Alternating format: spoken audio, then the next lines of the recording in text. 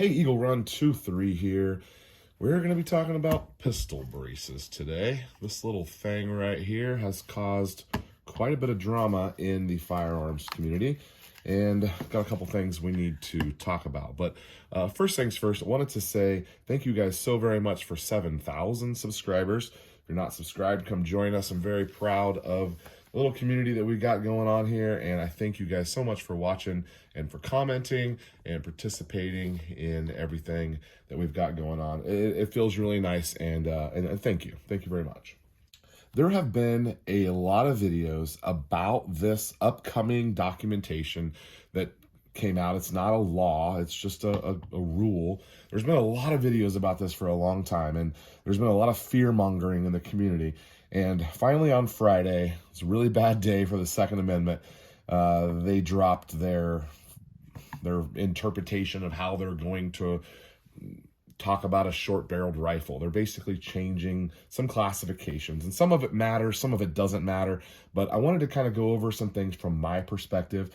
I've listened to several things, I've read some pages, and I think it's important that first and foremost, we have a very clear understanding of what's going on, because it's a dangerous time to not get all the details correct and not have all your facts straight.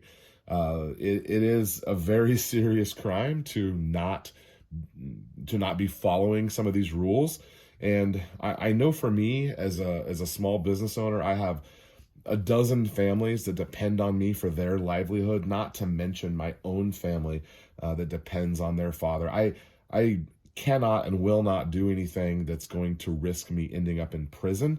That's kind of the way that I've always done stuff. I don't fool around with the ATF in general. I guess you can say I'm scared, whatever.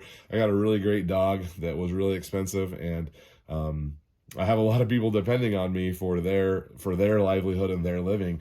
And that has kind of just led me to just embrace the fact that I am the law-abiding gun owner. That's what I am. I don't do questionable things. I don't have sketchy firearms. I follow the law. And unfortunately, this law affects me because I have one of these, and it's unfortunate because this affects a lot of people, and it's not affecting the right people. So before we get into some of the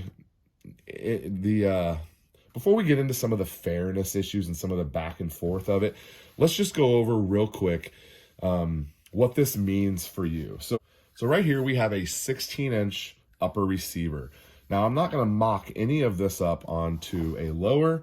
There's no lower receivers in this video, so nothing, henceforth, therefore, hereto can be misconstrued as something other than just we have parts on a bench here. Now, 16-inch barrel, you can do anything you want. You can do the rifle buttstock, you could do a tube with no buttstock, or you can do a pistol brace. There's no reason why you can't put a pistol brace on a rifle. No laws against that. But you shorten this barrel because this is, by law, a rifle. It has a longer than 16-inch barrel. You shorten this under 16 inches, now it is no longer a rifle. It is a pistol. Now, we have been doing this thing for a while, and because it has some surface area back here that allows it to be shouldered, they've changed their mind that this is no longer a viable option for your shorter than 16-inch pistol at that point. Although now it is being called, according to this rule, an SBR, which makes it back to being a rifle, which allows you to put the buttstock on. Whatever. Let's not make sense of this because there's a lot of sense to be made. It is critical that we get these facts correct, because it could be a bad day for you and your family if you make a mistake here with some of these things. What I believe is that the rifle existed, right? And then one day someone said, well, what if I shorten the rifle? And then they say, well, if it's 16 inches, it's a rifle. If it's 15 inches, it's not a rifle anymore. It's like, well, I don't know where that came from in the beginning. I'm not for sure why that necessarily mattered. It seems as if it was designed to be a rifle, it should be a rifle. And if it was designed to be like this, it should be a pistol. That would make more sense to me. The issue is whether or not you're shouldering it. So we have two things that don't equal here. We have a barrel length, and then we have, is it shouldered? If it's shouldered, it's a rifle. If the barrel length, so we have these things that don't add up. And I think that's where they kind of got caught going between these two things, and where we end up with this mess that we have here currently. We have to be completely clear and honest here that this is not dangerous. This is no more dangerous than this. These are not dangerous. And if the issue here was getting something dangerous out of the community, then, well, one, you might have some support for that, but two, this just makes no sense. But if this thing right here were dangerous, then they would remove this instead of just simply saying, oh, you got to classify it as an SBR, which means it's never been about anyone's safety, or it's never been about crime. It's always just been about getting guns off of the street. And we can see that in the 6 options that they give you in this 300-page document. Option number 1, take your now SBR with a shorter than 16-inch, take it and register it. They're waiving the tax, $200 tax stamp, but you got to do fingerprints and photos and all that, just like it's an NFA. Then you can run your pistol brace on your SBR, is what they're calling it, or you could just run a regular stock on it, because at that point it's an NFA item, it's an SBR, you can run whatever stock you want to on it. The other option is to just remove your shorter than 16 and add a longer than 16-inch barrel. So you're going to have to go buy a new barrel. Option number 3 is remove this and dispose of it. All right. Now, it's not illegal to possess these, but it is illegal to put it on a shorter than 16-inch barrel.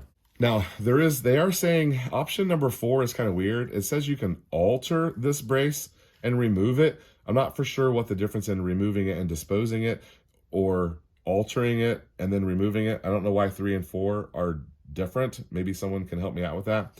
And then we get to number 5, which is you can just turn, you can remove this and you can turn this into the ATF.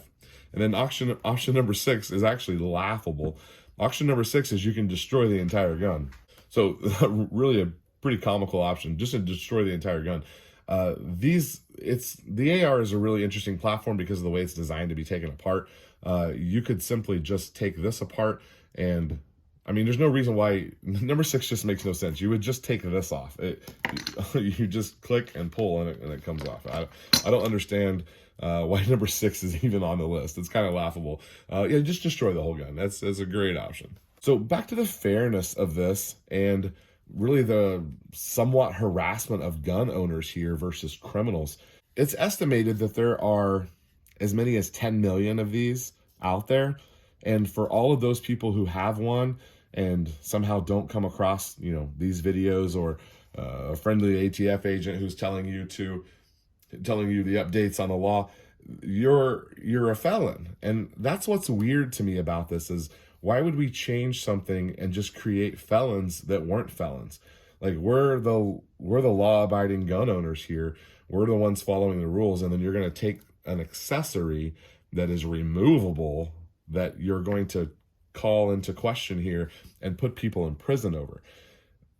It's estimated that between 2 and 7% of all crimes even include this device, which that makes sense to me because there's not a lot of people who are, the AR is not the most crime-ridden gun. The handguns are the ones that most criminals prefer. It just goes to show you this was never about crime, and it was never about safety.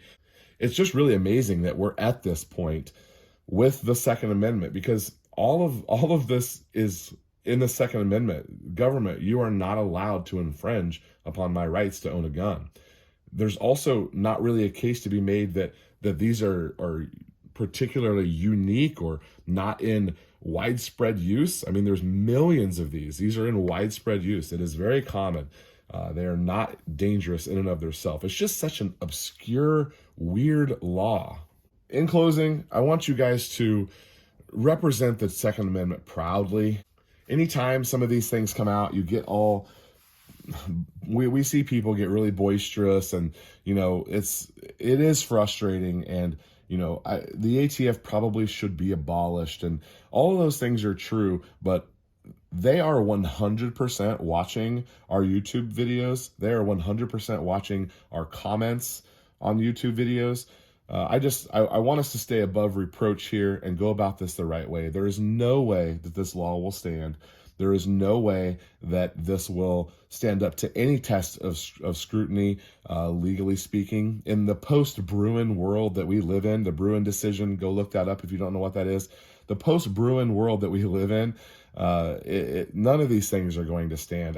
And someone in a video also said maybe this is just one last hoorah for the ATF, saying they're going to make a bunch of stuff illegal on their way out the door. I don't know that if that's going to happen. I've also seen some people's opinions be that, they don't believe that the ultra-conservative Supreme Court justices that are out there, that they don't think that they're going to allow the ATF or the NFA to kind of be kicked aside. So it's possible that if this does go to Supreme Court, that it is upheld. So the decisions are out. We don't know what's going to happen. Let me tell you this, though. Wait. Don't do anything right now. Wait. Let's see what's going on. You've got 120 days. It hasn't even started ticking yet because they have not officially filed this into the registry. It'll probably happen at some point next week. But just wait. Hang out. Let's see what's going on. Let all these court cases come through. There's going to be an abundance of court cases on the dockets here going up against this. I've already heard rumors of just too many to mention. I've already heard of a lot of them, and it's some of what's happening, like in Michigan and stuff like that, with their sheriffs and their governors. It's possible that some of the states really put some laws out there that go against some of these decisions as well. Make sure you got your facts straight. Eagle Run 2-3. We'll see you next time.